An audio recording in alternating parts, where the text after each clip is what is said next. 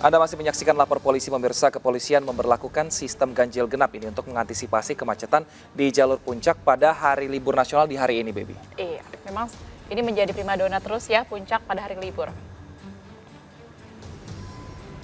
Penerapan ganjil genap pun sudah diberlakukan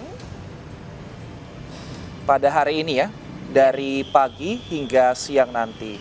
Nah, memang untuk pemberlakuan sistem ganjil genap ini akan bersifat situasional juga. Jika banyak kendaraan, maka akan diarahkan dari arah Jakarta ke arah puncak atau sebaliknya. Jika ternyata volume kendaraan ini banyak dari arah puncak ke Jakarta.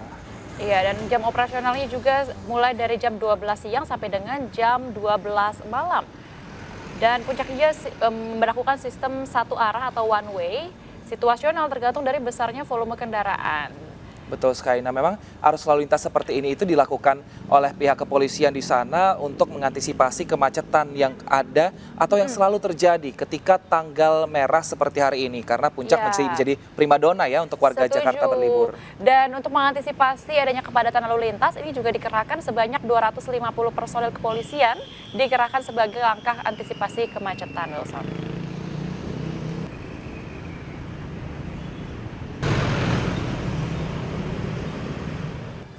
Nah, kita akan lihat ini seperti apa saat ini situasi terkini lalu lintas di sana sejak memberlakukan kebijakan ganjil genap di kawasan Puncak Bogor, Jawa Barat. Kita sudah terhubung dengan reporter Nata Arman. Selamat pagi, Nata. Pagi, seperti Nata. apa suasana arus lalu lintas di pagi hari ini sejak pemberlakuan kebijakan ganjil genap di kawasan Puncak? Baik, selamat pagi Wilson, Baby, dan juga pemirsa terkait dengan situasi arus lalu lintas terkini di Simpang Gadok Puncak, Jawa Barat. Saat ini terpantau masih ramai lancar, belum terjadi kemacetan yang begitu signifikan karena memang berdasarkan data yang kami peroleh dari pihak kepolisian, perbandingan data pada hari libur Sabtu Minggu dengan hari ini terbilang cukup ada perbedaan.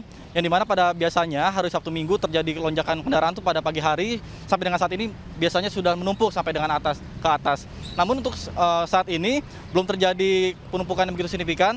Namun yang jelas untuk penerapan sistem ganjil genap sendiri masih tetap diberlakukan, dan tidak hanya ganjil genap untuk kendaraan roda 4 saja, namun kendaraan roda 2 juga saat ini ganjil genap diberlakukan. Sehingga diharapkan bagi para pengemudi atau pengendara bisa menyesuaikan plat nomor kendaraannya. Dan untuk sistem satu arah atau sistem one way sendiri sampai dengan saat ini belum diberlakukan karena mengingat untuk volume arus kendaraan masih dikatakan di ambang normal. Ya, kembali ke studio. Wilson, Dewi. Nata, memang nih terlihat di belakang Anda belum ada terjadi kepadatan arus lalu lintas ya. Jika ada kepadatan lalu lintas lalu juga diberlakukan sistem satu arah atau one way, apakah ada alternatif jalur yang bisa dilalui selain melalui jalur utama, Nata?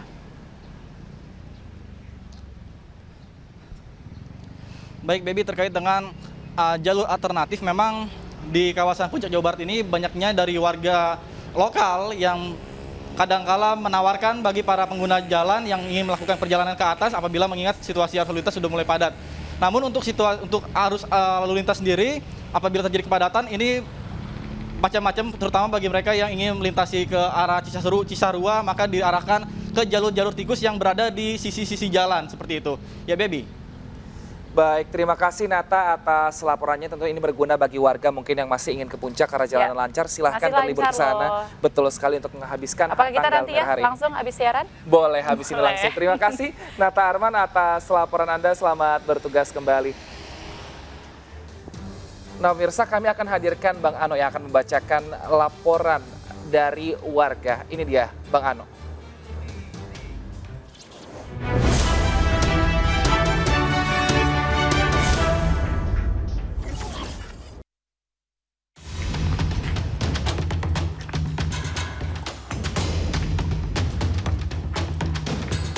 Aparat BNNP DKI Jakarta menggerebek sebuah rumah yang berada di Kelurahan Jombang, Ciputat, Tangerang Selatan, Banten. Di sini petugas mengamankan seorang pria berinisial DD yang terlibat dalam jaringan internasional pemasok sabu ke Jakarta. Dari hasil pengembangan, petugas menyita 1,4 kg sabu beserta 6 tersangka. Mereka merupakan sindikat jaringan narkoba yang kerap menyuplai barang haram ke Kampung Bahari, Jakarta Utara. Para tersangka mengaku mendapat sabu dari wilayah Sumatera melalui jasa ekspedisi.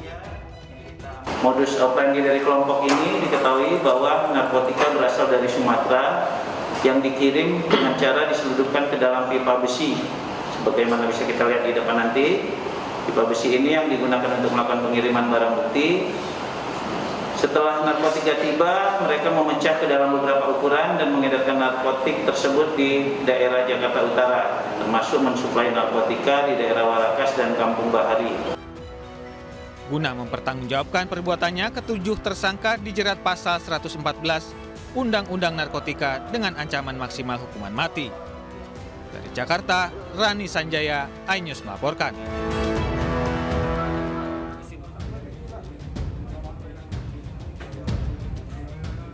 Penghuni Lembaga Permasyarakatan Kelas 2 Banjarmasin satu persatu digeledah petugas gabungan yang terdiri dari Polsusbas, polisi, dan TNI Selasa dini hari tadi. Selain memeriksa narapidana, petugas juga menggeledah setiap sisi di seluruh blok hunian. Menurut petugas, razia digelar untuk mengungkap bisnis narkoba yang diduga dikendalikan oleh narapidana dari dalam lapas, usai tertangkapnya pengedar sabu. Dalam razia, petugas tidak mendapati adanya narkoba. Petugas justru mengamankan sejumlah telepon genggam, pisau, dan barang lainnya yang dilarang. Dan bahwa seluruh barang-barang yang dilarang, terlarang, baik beresiko untuk keamanan ataupun potensi pelanggaran pidana, itu bisa kita minimal. Selain razia, seluruh narapidana dan petugas lapas juga diambil urin untuk dites. Dugaan adanya bisnis narkoba yang dikendalikan dari dalam lapas ditenggarai melibatkan petugas.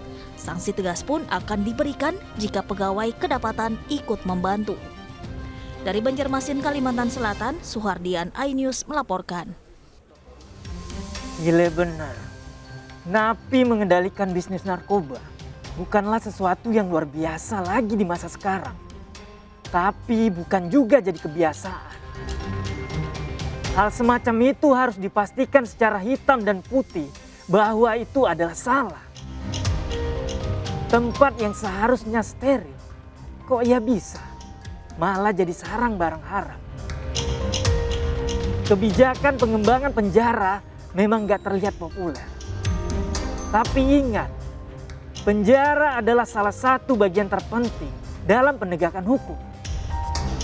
Penjara atau lembaga permasyarakatan merupakan tempat krusial dalam pembinaan bagi para pelanggar hukum. Biar nanti pas mereka keluar bisa jadi manusia lebih baik, bukan malah jadi residivis kambuhan. Gue Bang Ano akan menjadi suara bagi mereka yang resah dan takut. Gue akan menjadi wajah bagi para pengungkap kebenaran. Nah sekarang gue akan kembali membacakan laporan yang masuk. Pak, tolong perhatikan pengendara motor yang suka lawan arah. Mereka itu malas mutar balik jauh jadinya mau lawan arah. Tolong Pak, ditertibkan dan pantau rute-rute jalan pemutar pemotor yang suka melawan arah. Sangat mengganggu untuk pengendara motor lainnya. Laporan kedua dari Ed Sapudin doang. Pak, tolong atur jalan ring road pintu air Menceng Cengkareng. Untuk bariernya diperpanjang. Soalnya kurang panjang. Jadinya banyak yang muter arah dan bikin macet nggak karuan. Laporan ketiga dari @alvin.alvin08.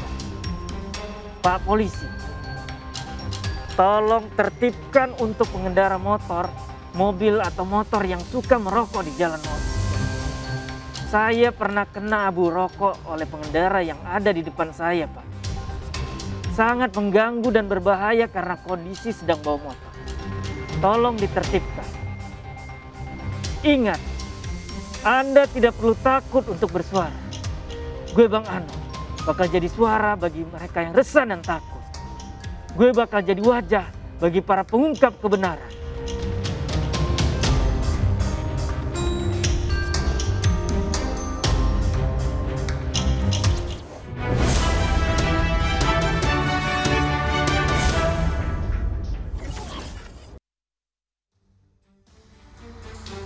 Nah itu tadi informasi dari Bang Ano, karena ternyata memang Iya. setiap hari ada saja laporan yang masuk ke kita untuk Setuju. menyampaikan keresahannya, karena memang masih takut mungkin untuk lapor polisi, jadinya sampaikan ke kita duluan.